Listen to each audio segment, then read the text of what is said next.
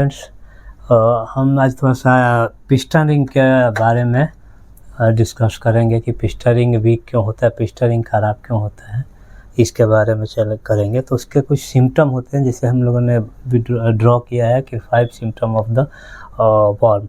तो ख़राब होने का क्या क्या कारण हो सकते हैं, उसे हम पता कर सकते हैं कि पिस्टन रिंग हमारा वीक हो गया है या ख़राब हो गया है।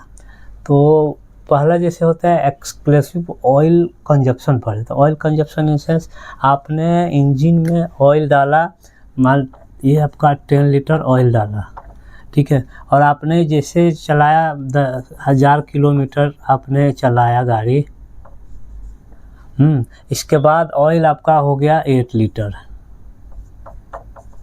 तो ये आपका 1000 किलोमीटर में आपका ये 2 लीटर का जो है ऑयल कंजप्शन बढ़ रहा है।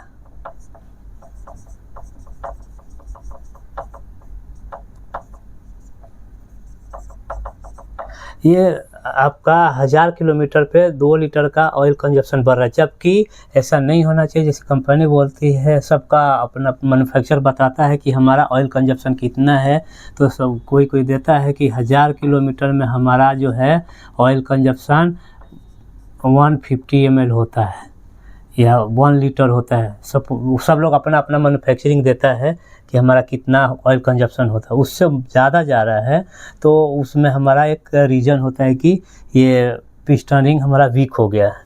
इसके वजह से ये चीज़ हो सकता है कि हमारा पिस्टन रिंग वीक हो गया है, तो ऑयल कंजप्शन बढ़ जाएगा, क्योंकि ऑयल जो है सीधा पिस्टन के ऊपर नीचे से पिस्टन ऑयल रिंग जो होता है स्क्रैप नहीं करेगा, और वो सीधा कंप्रेसर लीक के थ्रू ऊपर जाएगा और वो ऑयल बर्न हो जाएगा।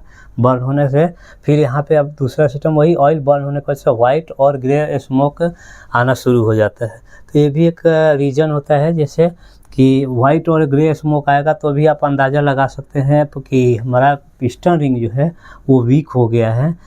इसके वजह से अभी हमारा यहाँ पे 3 नंबर पे देखिए, जैसे लिखा है लो पावर ऑफ एक्सीलरेशन।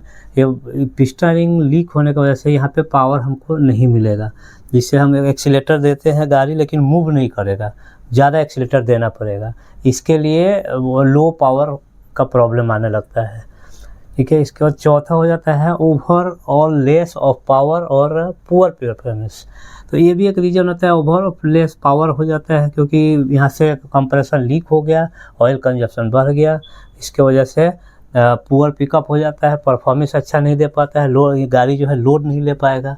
इसके लिए ये भी एक रीज़न होता है कि हमारा ये पिस्टन रिंग वीक हो गया है, तो भी हो सकता है। उसमें फिर परफॉर्मेंस ख़राब कैसे होगा, तो ऑयल कंजप्शन हमारा बढ़ जाएगा, इसके बाद हमारा फ्यूल कंजप्शन बढ़ जाएगा, तो उसको परफॉर्मेंस पुअर परफॉर्मेंस हो जाएगा, क्योंकि हमको एक डीजल कम चाहिए, उस टाइम में हमारा डीजल ज़्यादा कंजप्शन बढ़ जाएगा। तो ये चीज़ें है। और तीसरा हमारा लास्ट एक ऑयल इनटेक सिस्टम। हाँ, ये हमेशा नहीं आता, लेकिन ये कभी कभी आ जाता है। जैसे मान लीजिए कि हमारा ये सिलेंडर है, और इसमें हमारा ये पिस्टन है।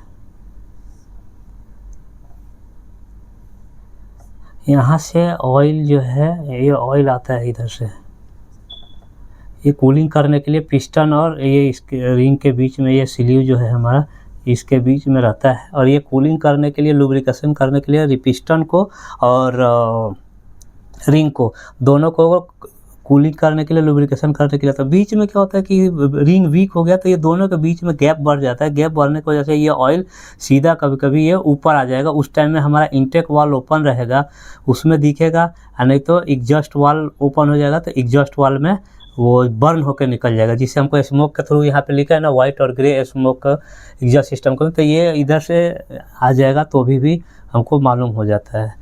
इसलिए एक रीज़न ये होता है कि ऑयल का इंटेक सिस्टम में भी आ सकता है, कंटिन्यू नहीं लेकिन कभी कभी आ जाता है। तो इधर में इंटेक में दिखेगा तो भी एक रीज़न होता है इधर से, ठीक है।